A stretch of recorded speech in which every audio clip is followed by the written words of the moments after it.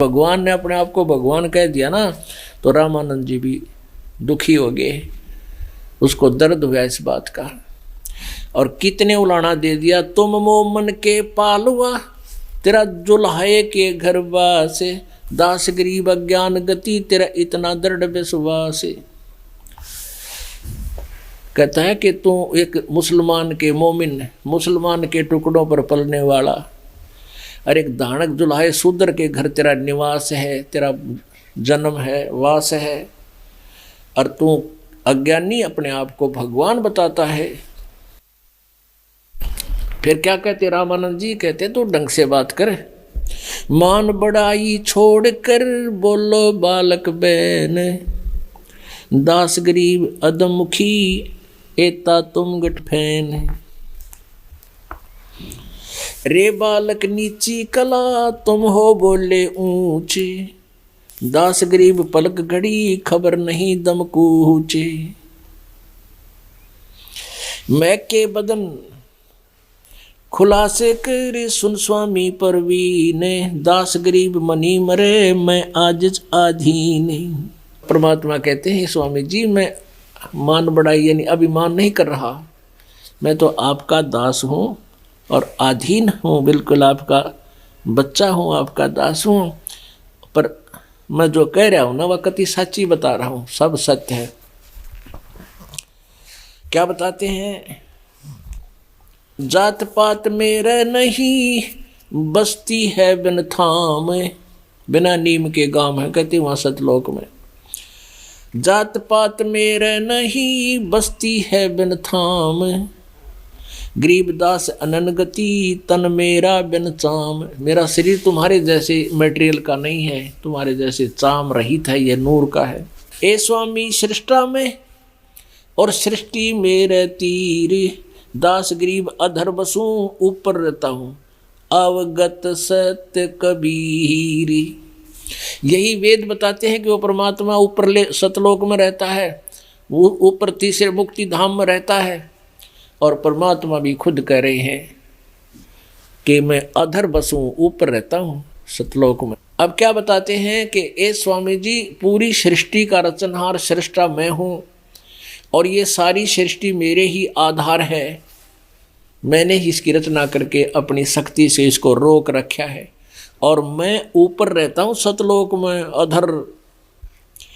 ए स्वामी सृष्टा में सृष्टि हमारे तीर, दास गरीब अधर बसु मैं अवगत सत्य कबीर। अवगत माने वो प्रोक्ष, जैसे यजुर्वेद अध्याय नंबर 40 के श्लोक नंबर 17 में आपने पढ़ा कि वो पूर्ण परमात्मा तो ऊपर प्रोक्ष है, गुप्त है, अवगत है, जिसके विषय में कोई नहीं जानता, जिसकी गति से कोई परिचित नहीं है।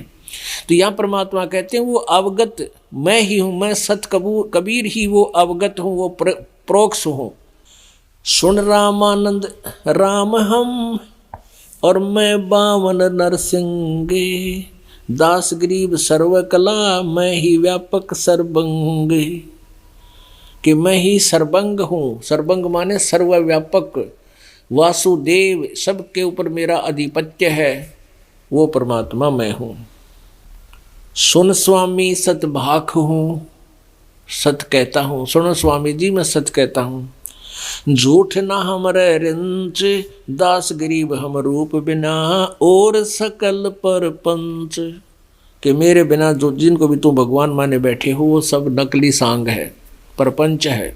चारों युगन में हम फिरे, मैं आऊँ मैं जाऊँ, गरीबदास गुरु भेद से लखो हमारी ठाऊँ। पूरे संत के बताए गए गुण रहस्य तत्व ज्ञान से हमारे उस लोक को देखो, सतलोक को जानो। गगन सुन गुप्त रहूँ, गगन सुन मैं गुप्त रहूँ, ऊपर सतलोक में गुप्त में ही हूँ। हम पर गट परवाह, गरीबदास घट घट बसूं बिकट हमारी राह। कहते हैं मैं ऊपर रहता हूँ और सबके प्राणियों के हृदय में भी मैं ही विराजमान हूँ। अब एक से अनेक होने की सिद्धियां होती हैं। एक आधे संत के बारे में आपने सुना होगा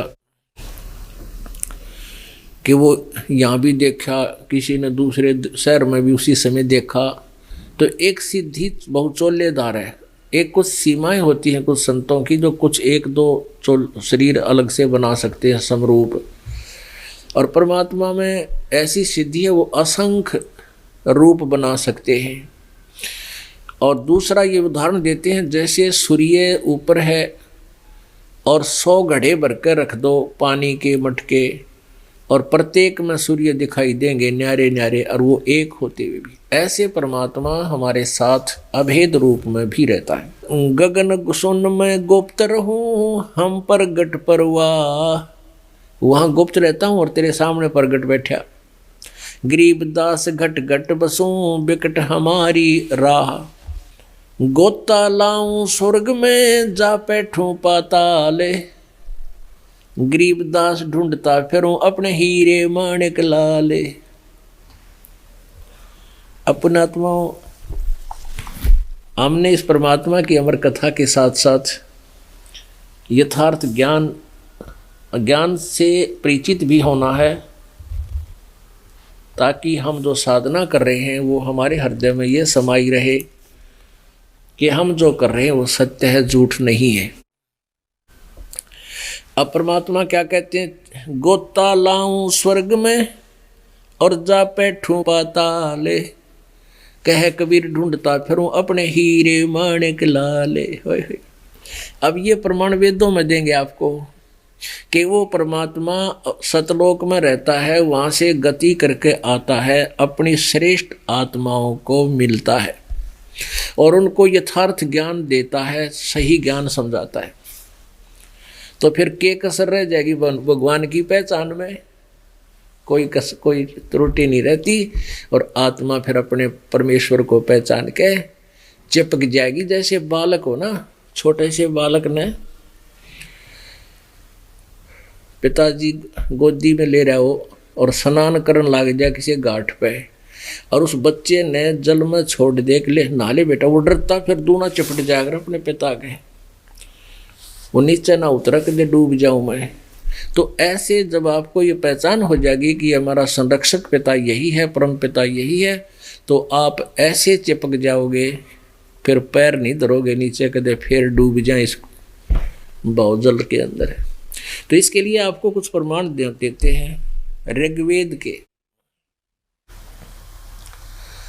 गोता मारूं स्वर्ग में जा बैठूं पाताले, परमात्मा कह रहे हैं कि मैं सतलोक से चलकर आता हूँ, वहाँ से गोता मारता हूँ, ऐसे एकदम जैसे जल में डुबकी लगाते हैं, और अपने श्रेष्ठ आत्माओं को, हीरे लाल मोतियों को, अच्छी अच्छी आत्माओं को खोज रहा हूँ, ढूंढ रहा हूँ। जैसे जल में गोता मार के मुरजीवा यानी गोताखोर और नीचे से वस्तु ढूंढ कर लाता है, कहते ऐसे मैं चल कर आता हूँ, सेकंडों में गोता मारूं, डुबकी लगाता हूँ, स्वर्ग में पहुँच जाता हूँ, फिर पाताल में 1 सेकंड में पहुँच जाता हूँ, और ऐसे अपने पृथ्वी पर आ जाता हूँ। ऐसे गति करके मैं अपनी प्यारी आत्माओं को खोज रहा होता हूँ, श्रेष्ठ आत्माओं को। देखिएगा ऋग्वेद मंडल नंबर 9 और 10 से इकट्ठे ही जल्द किए हुए हैं, अनुवाद है। ये कहाँ से प्रकाशित है? प्रकाशक हैं सार्वदेशिक आर्य प्रतिनिधि सभा, महर्षि दान भवन, रामलीला मैदान, नई दिल्ली। ये फ़ोन नंबर है इनके, ये फैक्स नंबर है। मुद्रक हैं Prince offset printers, 1510 Pataudi house, नई दिल्ली। फ़ोन नंबर ये इनकी है। इसमें देखिएगा ऋग्वेद मंडल नंबर 9 के और सूक्त नंबर 86 में, ऋग्वेद मंडल नंबर 9 सूक्त नंबर 86 में, और मंत्र नंबर 26 में, यज्ञ करने वाले यजमानों के लिए, यज्ञ माने धार्मिक अनुष्ठान, साधना करने वाले भक्तों के लिए परमात्मा सब रास्तों को सुगम करता हुआ, यानी उनके रास्ते सरल कर देता है, आसान भक्ति विधि बताता है, उनके विघ्नों को, संकटों को मर्दन करता है, उनके संकटों का नाश करता है, और उनको पवित्र करता हुआ और अपने रूप को सरल करता हुआ, क्योंकि परमात्मा का वहाँ रूप तेजों में है। एक रोमकूप में करोड़ सूर्य मिला दे, करोड़ चंद्रमा, इतनी एक रोमकूप की रोशनी है, तो हम चरम दृष्टि से उसको नहीं देख सकते। अपना हल्का तेज पुंज का अन्य रूप बना के वो परमात्मा यहाँ आता है। परमात्मा करता हुआ, अपने उनको पवित्र करता हुआ और अपने रूप को सरल करता हुआ, यानी हल्का तेज पुंज का बना के, वह कांतिमान परमात्मा। यहाँ इन्होंने कवि लिख दिया, इसका ये लिखना था कबीर देव, वो कबीर साहब, हम कबीर साहब के हैं और संस्कृत में उसको कबीर देव लिखा जाता है, कबीर देव लिखना था यहाँ पर। वो कबीर साहब विद्युत के समान क्रीड़ा करता हुआ वर्णीय पुरुषों को, यानी श्रेष्ठ आत्माओं को, भक्तों को प्राप्त होता है। उद्देश्य क्या होता है? वो परमात्मा कहाँ रहता है, ये अमित न लेंगे। जो परमात्मा ध्रुवलोक के तीसरे पृष्ठ पर विराजमान है, यानी एक स्थान पर रहता है, एक देशीय है। ध्रुवलोक के, जो परमात्मा ध्रुवलोक के उन तेजों में लोक के तीसरे पृष्ठ पर विराजमान है। अब हम आपको दिखाते हैं।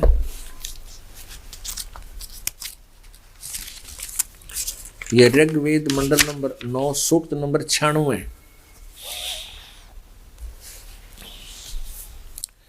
इस 96 में मंत्र नंबर 16 में कहा है कि हे परमात्मन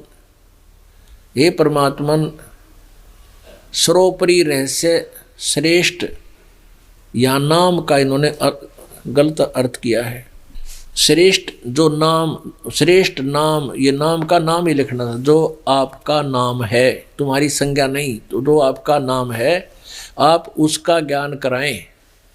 यहाँ देखिएगा 17वें में क्या कहा है कि वो परमात्मा जो शिशुम जगानम हरियंतम मर्जंती सुबंती विहीन मरुतो गणेन कबीर गिरभी कावेना कबीर देव। ये कबीर देव संत सोम पवित्र अत्यति रेभन, ऊंची स्वर में आवाज कर करके वो शिशु रूप धारण करके आने वाला परमात्मा अपने वहाँ अपने जानबूझ कर प्रकट होता है किसी उद्देश्य से, और अपने यथार्थ ज्ञान को बड़े प्यार से सुनाता है। और कैसे सुनाता है? कबीर गिरभी, कबीर बाणी द्वारा।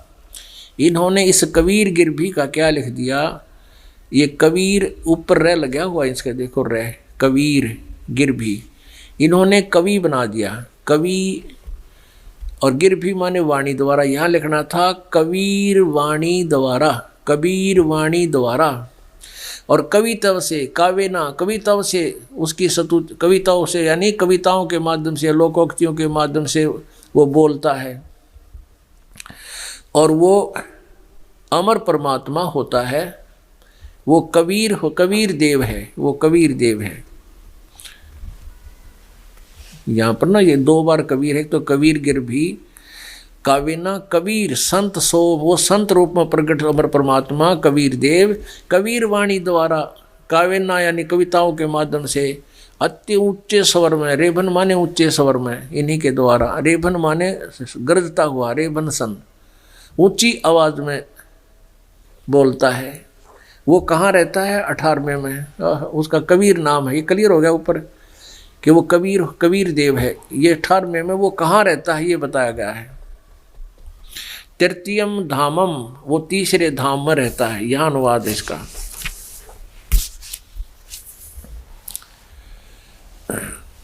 अब 18वें श्लोक में ऋग्वेद मंडल नंबर 9 सूक्त नंबर 96 और मंत्र नंबर 18 में क्या कहा है कि वो सोम स्वरूप परमात्मा, वो अमर परमात्मा, सोम माने अमर, पालन की इच्छा करता हुआ, यानी धारण पोषण करने, सबका धारण पोषण करने के लिए। गीता जी अध्याय नंबर 15 के श्लोक नंबर 17 से संबंधित है।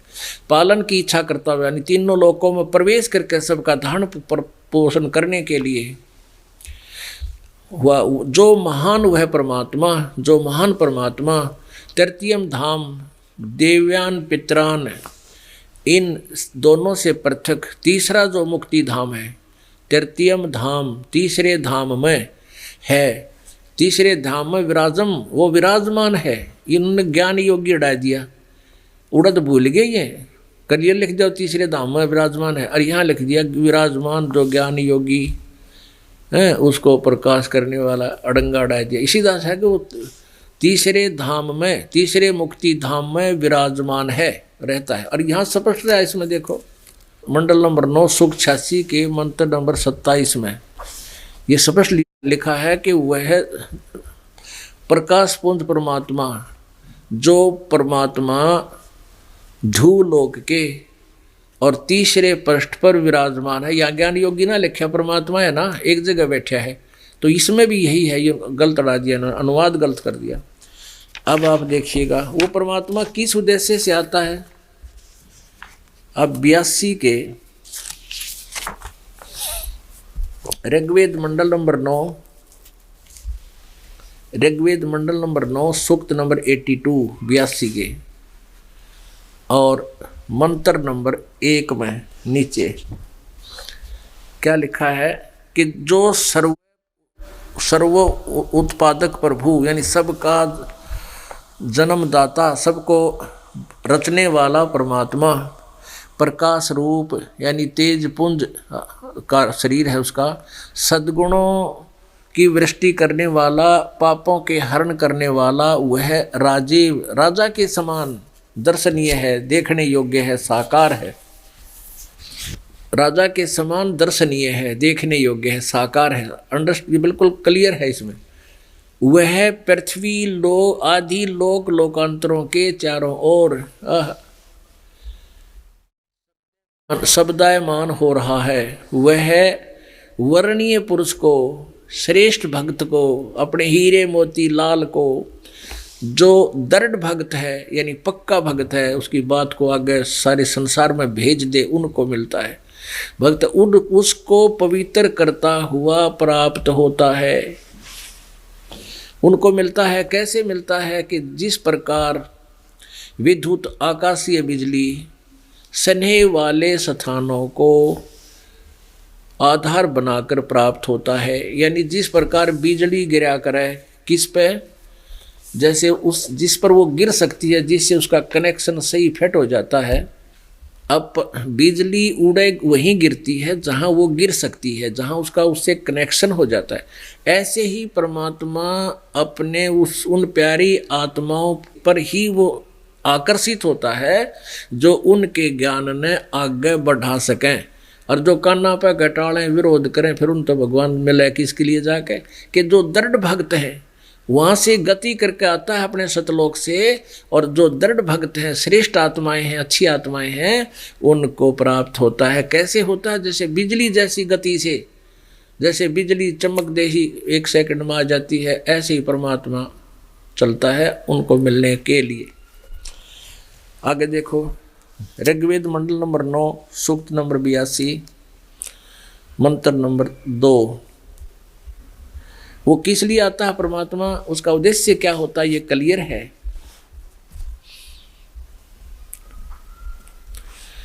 ऋग्वेद मंडल नंबर 9 सूक्त नंबर 82 का मंत्र 2। हे परमात्मन, उपदेश करने की इच्छा से आप, यानी सच्चा ज्ञान देने के लिए आप महापुरुषों को प्राप्त होते हो, अच्छी आत्माओं को, हीरे मोती लालों को मिलते हो, ढूंढते हो, और आप अत्यंत गतिशील पदार्थ के समान हमारे आध्यात्मिक यज्ञ को प्राप्त होते हो। हमारे कहते हैं जहाँ मेरी चर्चा होती है ता मैं गौन करंत, और वो तो नगर अमान है जहाँ मेरे प्यारे संत। आप कबीर देव हैं, या लिख दिया आप सर्वज्ञ हैं, नहीं, यहाँ कबीर देव लिखना चाहिए था। इन्हीं के द्वारा का अनुवाद दिखाते हैं आपको पुणात्माओं, ये अध्यात्म ज्ञान है और इस ज्ञान से आप जी को परिचित कराना इस दास का प्रथम कर्तव्य है। यदि आप इससे परिचित होते तो दास आपको बड़े थोड़े से समय में 1 घंटे के अंदर ऐसा मौखिक ज्ञान दे देता कि आप गदगद होकर चले जाते। लेकिन उस मौखिक ज्ञान को आप स्वीकार कर ही नहीं सकते।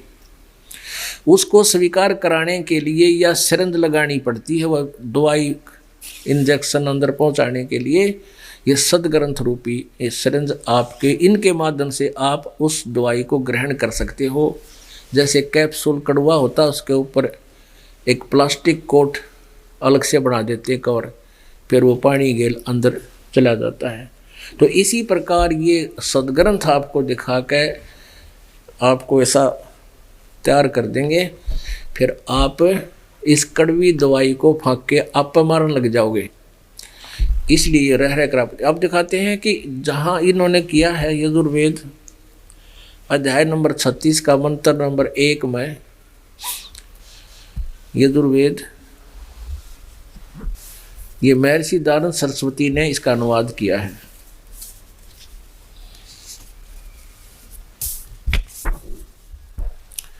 प्रकाशक हैं सार्वदेशिक आर्य प्रतिनिधि सभा 2/5 महर्षि दयानंद भवन रामलीला मैदान नई दिल्ली से। और ये 40 के 40 अध्याय महर्षि दयानंद जी ने इसका अनुवाद किया है। लेखक नहीं है ये, केवल अनुवादक है। मुद्रक है Prince offset printers 1510 Pataudi house नई दिल्ली। ये 36वां अध्याय है, 60 अध्याय। इसके प्रथम मंत्र में यहाँ लिखा है यजु रच वाचम च पदे मन यजु परपदे, रजु वाच्य परपदे मन यजु परपदे, यजु। अब इस यजु यहाँ पर जो यजु लिखा है 2 अपसर्ग लगा दिए, तो इसका अनुवाद करते समय लिखना पड़ेगा यजुर्वेद। और इसका यजु का अर्थ कर दें तो फिर समझ में नहीं आओ, अनुवाद गलत है। तो इन्होंने दयानंद जी ने सही किया अनुवाद, यहाँ पर इसका यहाँ अनुवाद किया है कि यजुर्वेद को तो इसने आगे सही लिख दिया, यजु ब्रैकेट में संस्कृत है, और इसको हिंदी करते समय यजुर्वेद लिखना अनिवार्य है। नहीं तो फिर क्या समझेंगे हम इसको कि है यजु का अर्थ कर दे यजीय सतूतियाँ। तो यजुर्वेद वो बुक के बारे में जानकारी नहीं हुई, तो ये बुक के बारे में उस पवित्र होली बुक के बारे में जानकारी है। यजु माने यजुर्वेद, हम यजुर्वेद का कर यजुर्वेद। तो ऐसे ही जहाँ कवि ये अपसर्ग लगा के कवि लिख दिया ना, हमें लिखना पड़ेगा कबीर देव। उस कबीर देव की महिमा गाई जा रही है, वो कबीर हम कबीर साहब कहने लगे उसने। फिर आइए ऋग्वेद मंडल नंबर 9।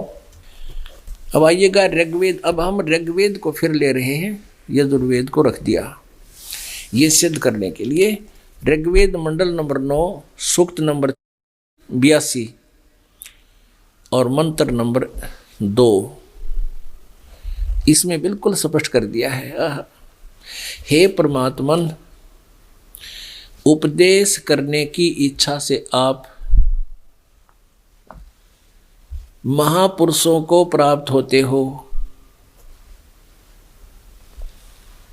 और आप अत्यंत गतिशील पदार्थ के समान यानी बिजली जैसी गति से हमारे आध्यात्मिक यज्ञों में यानी धार्मिक अनुष्ठानों में को प्राप्त होते हो, वहाँ पहुँच जाते हो। आप कबीर देव हैं, यहाँ लिखना चाहिए आप कबीर देव हैं। हम उसको कबीर देव माने साहब परमेश्वर, हम उसको कबीर साहब कहने लगे। कबीर देव को कबीर साहब, कबीर देव, कबीर साहब। आप कबीर देव हैं, यहाँ लिखना चाहिए था कबीर देव। शुद्ध स्वरूप हैं, हमारे पापों को दूर करके हे सोम, हे अमर परमात्मा, आप हमको सुख दें। अब ऋग्वेद मंडल नंबर 9 सूक्त नंबर 20 में फिर स्पष्ट किया है मंत्र नंबर 1 में। ऋग्वेद मंडल नंबर 9 सूक्त नंबर 20 और मंत्र नंबर 1 में, ये मंत्र नंबर 1 में ऋग्वेद मंडल नंबर 9 सूक्त नंबर 20 और मंत्र नंबर 1 में क्या लिखी, ये देखो यहाँ लिखा है, पर कबीर देव वितय, ये कबीर देव लिखा सीधा है, पर यानी वो पूर्ण परमात्मा कबीर देव है, वह परमात्मा मेधावी है, इसका अर्थ लिख दिया। यदि यहाँ पर जब यजुर्वेद की महिमा गाई जा रही हो कहीं पर, उसका अर्थ कर दे यजुव सतुतियाँ नहीं, यहाँ लिखना पड़ेगा। जैसे वह परमात्मा कबीर देव है, बस वह परमात्मा कबीर देव है और सबका रक्षक है। विद्वानों की तृप्ति के लिए, जिनको भगवान की चाह है, ज्ञान की इच्छा है, उनको तृप्त करने के लिए ज्ञान से ज्ञान को देता है। और सहनशील है।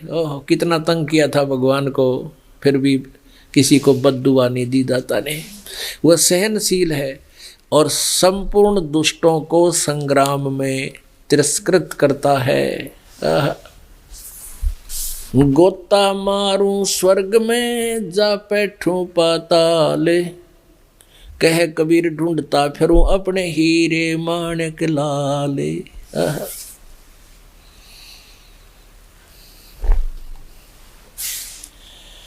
अपनात्मा रामानंद जी ने सोचा, इतने दृढ़ता के साथ ये बच्चा बोल रहा है, इसकी बात में बहुत कसक नजर आ रही है। आम बालक ऐसी बात नहीं कह सकता। फिर भी सोचा पहले अपना क्रियाक्रम कर लेता हूँ, उसके बाद इस तरह आगे प्रश्न करूँगा। तो उसने कहा, बच्चा तू बैठ जा थोड़ी देर, मैं अपना नित्यक्रम कर लेता हूँ। नित्यक्रम कैसे करता था?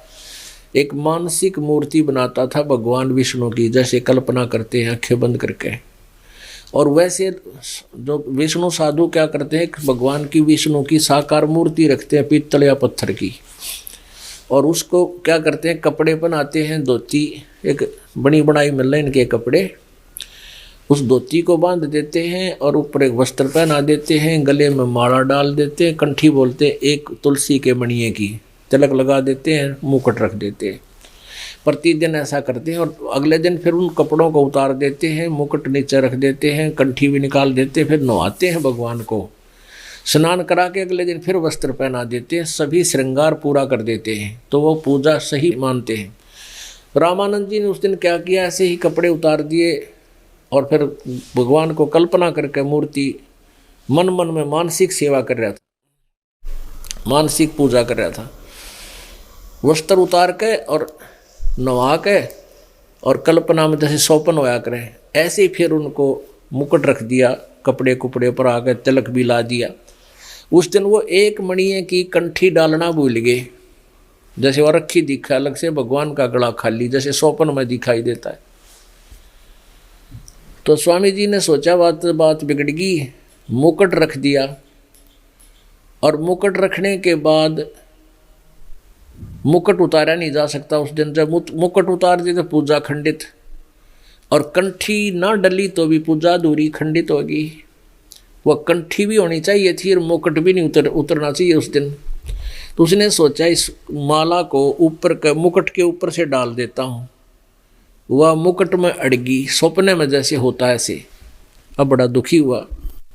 अब रामानंद जी कह रहे हैं, भगवान आज मेरे से कौन सी गलती बन गई, जीवन में पहली बार मेरे से भूल लगी है, आपका श्रृंगार आपकी पूजा अधूरी होगी, मुझे माफ़ करना परमात्मा। बहुत दुखी हो रहे।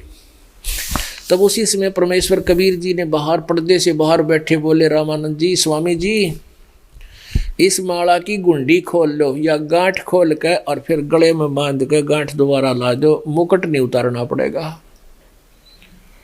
अब ना कोई मूर्ति साकार बाहर दिखाई दे, पर्दा हटा के देख लिया होगा। अब रामानंद जी ने सोचा, या तो भाई मेरे मन की बात बता दी, मैं तो मन में सौपन सा देख रहा था। इतने में कहते हैं, ज्ञान का गाम का तो चमका ऐसा उसे, और कहते हैं एक के चोट से धारिया जिन मिलन दाचा। अपनात्माओं, स्वामी रामानंद जी ब्राह्मण थे। ब्राह्मण, सोए जो ब्रह्म पहचाने, जो भगवान को पहचान ले वो ब्राह्मण होता है। और कहते हैं लोक लाज ना कीजिए, निर्भय हो रही है ये मन साधा दीजिए तो गोविंद पइये। लोक लाज मर्यादा जगत की चरण जो तोड़ बगावे, जब कोई राम भगत गत पावे।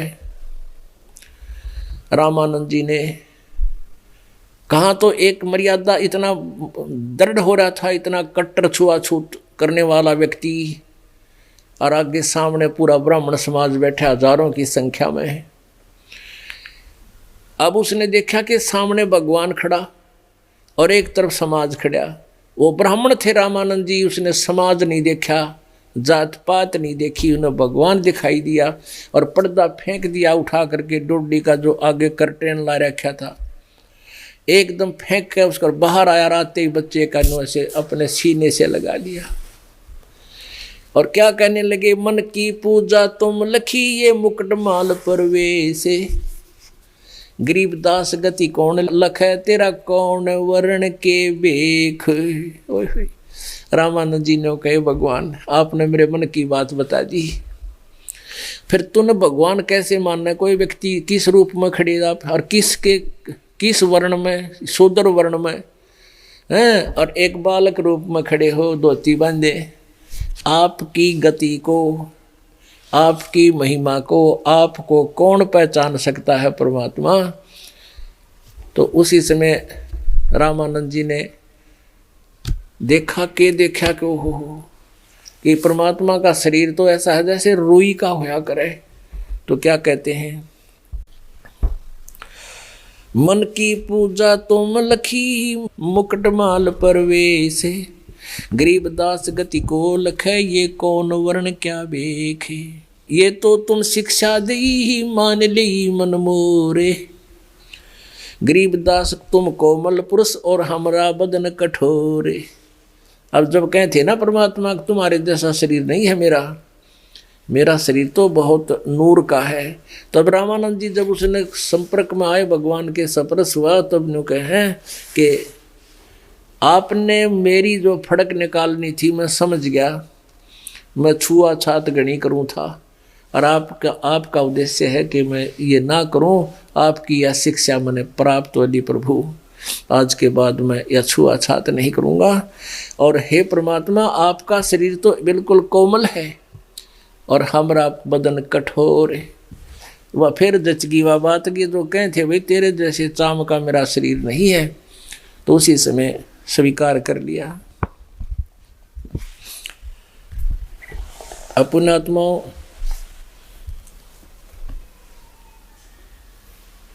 आगे क्या बताते हैं, ये लंबी कहानी है लेकिन थोड़ा शॉर्ट करना पड़ेगा, समय का बहुत अभाव है, क्योंकि ये सत्यनारायण कथा या तो सारे दिन सुने सारे दिन और फिर भी नहीं इच्छा रह जा और सुनाई जा। लेकिन अब धीरे धीरे हम उस समय के अनुसार इसको धीरे धीरे आपके हृदय में उतार देंगे और आपको परिपक्व कर देंगे। इसमें आप भी परमात्मा से परिचित हो जाओगे ऐसे धीरे धीरे। अब क्या होता है, रामानंद जी ने सोचा भाई बात तो सारी काटेगी कह रहे हैं। फिर परमात्मा ने, क्योंकि वो सारा सार्वजनिक करवाना था, किस के बात हुई, तो रामानंद जी से मन में प्रेरणा आई कि बच्चा और तो आपकी बात में मान गया सारी, पर न्यू बता आपने झूठ क्यों बोला? परमेश्वर ने कहा क्या झूठ बोला स्वामी जी गुरुदेव? कि आपने मेरे से नाम ले रखा है। हाँ जी आपसे मैंने दीक्षा ले रखी है, कोई प्रमाण बताइए। क्या आपके, मैं तो एक कंठी देता हूँ, कंठी गले में बांधन की, एक तुलसी के मनिए की मणके की, है तेरे पास? परमेश्वर ने वह निकाल के दिखाई थी कि देख स्वामी जी यार आपने दी थी वो पंचगंगा घाट पे। पंचगंगा घाट पे? हाँ। अरे वहाँ तो छोटा सा बालक था, 2.5 वर्ष का बालक, तू तो 5 वर्ष का बच्चा है, काफ़ी अच्छी हाइट है तेरी तो। उसी समय परमात्मा ने दूसरा रूप बना लिया 2.5 वर्ष के बच्चे का। एक सेवक की खाट थी, चारपाई थी, उस पर लेट के जा के देख स्वामी जी देखो मैं ऐसा था। सामने भी खड़े हैं एक रूप में 5 वर्ष के बालक के रूप में, और दूसरे चारपाई के ऊपर देखा एक 2.5 वर्ष का बालक और लेटा हुआ है। अब रामानंद जी ने 6 बार तन्यू देखा, 6 बार न्यू देखा, 6 बार तक देखा तो उस 5 वर्ष के बालक के हाइट शरीर को और 5 बार देखा उस 2.5 वर्ष के बालक को खाट पर लेटा हुआ चारपाई, आखिर में आँखें मलमल देखा कि मेरा धोखा लाग रहा हो। इतने में वो बालक उठा के परमात्मा ने सोचा ये मन के टेकन दे से बुढ़े ने। अब वहाँ से उठा वो 2.5 वर्ष का बालक और उठ कर परमात्मा में समा गया। उसके देखते देखते तब रामानंद जी फ्यूज हो गया। अब भैया तो सारी ये सच्ची बात है, ये कोई खास उद्देश्य है प्रभु मेरे साथ जो ऐसी लीला कर रहा है। फिर भी वो मन पुराना ज्ञान वो टेकन नहीं देता। नहीं बोला बच्चा मैं कुछ डिस्कस करना चाहता हूँ। अब चल बैठ स्वामी जी, कहा जाए एकांत में बैठेंगे। चले गए एक उस गंगा के किनारे, वहाँ 5, 10, 20 भगत और भी चले गए। जब वार्ता हुई परमात्मा ने कहा आप क्या पूजा करते हो? कि मैं विष्णु जी को इष्ट मानता हूँ। विष्णु परमात्मा ने कहा विष्णु जी तो नासवान है। देवी पुराण 3रे स्कंद में पढ़ कर देखिए।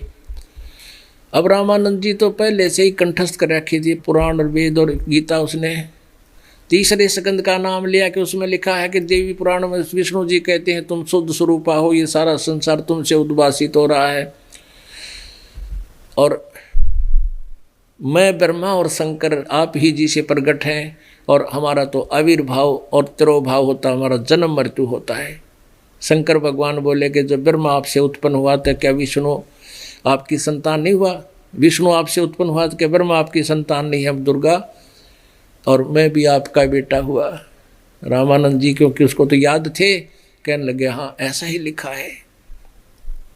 फिर इतना नासवान है तो विष्णु जी की पूजा कर रहे हो। और गीता जी अध्याय नंबर 7 के श्लोक नंबर 12 से लेकर 15 तक देखो।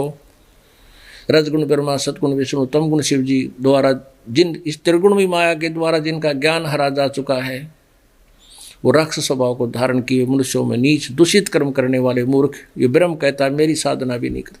यानी काफ़ी डिटेल से डिस्कशन हुई। परमात्मा ने बताया गीता जी का ज्ञान श्री कृष्ण ने नहीं बोला, श्री कृष्ण में प्रवेश करके इस ब्रह्म ने बोला है जो ब्रह्मा विष्णु महेश का पिता है, काल है। गीता जी अध्याय नंबर 10 के श्लोक नंबर गीता जी अध्याय नंबर 11 के श्लोक नंबर 32 में कहता है कि मैं काल हूं, सबको खाने के लिए आया हूं। अब रामानंद जी को तो याद थे, सारे बुद्धिमान को समझाना आसान होता है। जो परमात्मा बोला सारी स्वीकृति दे था। जब ब्रह्मा विष्णु जब विष्णु जी नहीं रहेंगे, श्री विष्णु का लोक नाश होगा तो तू आप कहाँ रहोगे? अब बात आ गई ठिकाने ने। बोला बच्चा बात तो तेरी सारी सच्ची है, पर आज तक ये किसी ने बताया तो कोई ना। अब तेरी बात में विश्वास मेरा बहुत देर से दृढ़ होगा। परमात्मा बोले दृढ़ तो मैं कर दूंगा अगर आप मेरा सहयोग दोगे। रामानंद जी कहने लगे कि बच्चा मैं तो समाधिस्थ होता हूँ। कहते हैं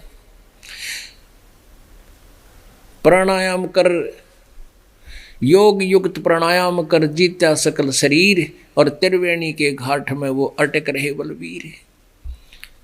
बाल ब्रह्मचारी था रामानंद जी और योग अभ्यास करा करता, समाधिस्थ हो जाता था। लेकिन ऊपर 3 रास्ते आ जाते हैं, त्रिवेणी 3 रास्ते। उस 3 रास्तों पर जाकर के इसकी सूरत रुक जाती थी। आगे न्यों नहीं पता था कौन से बजाना चाहिए। पुण्यात्माओं आप कहीं जंगल में जा रहे हो और 2 रास्ते हो जाए, आप उड़े फ्यूज हो जाओगे, कौन से बचा लो। और वहाँ 3 आप परमात्मा बोले आप समाधिस्थ होकर देखो। वो कहता था मैं योग अभ्यास करता हूँ, मेरी सुरती बहुत ऊंची मंजिल में पहुँच जाती है। परमात्मा बोले लगाओ मंजिल, समाधि करके देखो। समाधिस्थ हो गए, परमेश्वर आगे साथ गए उसी बालक रूप में। और त्रिवेणी पर जब वो डाली उनकी आत्मा, जब कहा स्वामी जी ये तेरा अंतिम ठिकाना आ गया, ये सामने वाला जो रास्ता है ये ब्रह्मरंध्र है, ये तेरे इस मंत्र ओम नाम से नहीं खुल सकता, ये सतनाम से खुलेगा। और ये रास्ता तेरा अब जो विष्णु जी के इष्ट रूप में तू उपासक उनकी उपासना कर रहा है, ओम ओम भागवते वासुदेव, तो इस रास्ते से जाएगा। आगे धर्मराज का लोक होगा, धर्मराज से तेरा लेक अकाउंट होगा, उसके बाद तो विष्णु लोक में चला जाएगा, उससे आगे तेरी कोई पहुंच नहीं। और विष्णु लोक में अपने पुण्य खत्म करके तू फिर 84 लाख योनियों में आएगा।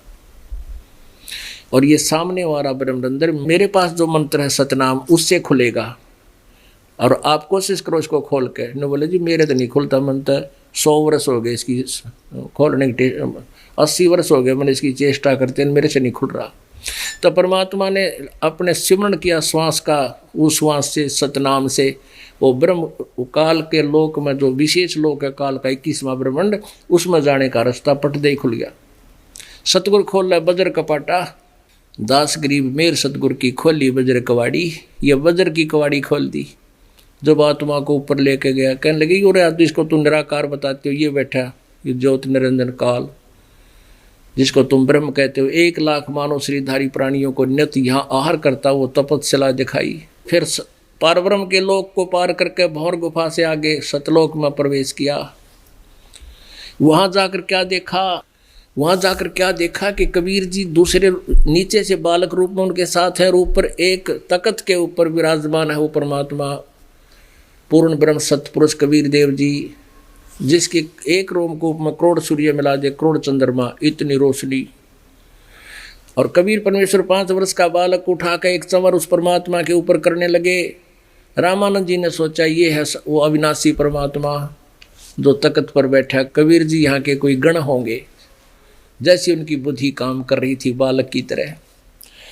तो थोड़ी देर में क्या होते हैं कि वो तख्त पर विराजमान परमात्मा खड़े हुए और बालक रूप भगवान जो कबीर जुलाहे रूप में यहाँ नीचे थे पृथ्वी पर, उसी रूप में गए थे ऊपर। वो तख्त पर बैठ के ओवरऑल कंट्रोलर की कुर्सी पर, और जो परमात्मा दिखाई दे था वो सेवा करे नौकर की तरह कबीर भगवान का।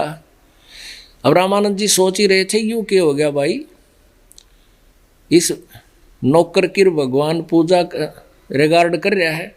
उसी समय वो परमात्मा जो तेजोमय शरीर वाला उस 5 वर्ष के बालक के शरीर में समा गया और चंवर अपने आप ऑटोमेटिकली घूम रहे हैं आदर के साथ। और परमात्मा बोले रामानंद जी चल नीचे जा, ये है मेरा स्थान, मैं सतलोक का मालिक हूँ, सारे ब्रह्मांडों का स्वामी हूँ। और यहाँ आने के बाद देखिए कितने बच्चे हैं, ये सब परमात्मा के सुखी हैं, इनका कभी जन्म मृत्यु नहीं होता, इनको जरा और मरण व्यापते नहीं। ओए होए तहाँ वहाँ चित चक्रित भया वो देखा फजल दरबारे। ओए होए कहते वहाँ मन चक्रित हो गया उस रामानंद का, जा देखा फजल दरबार।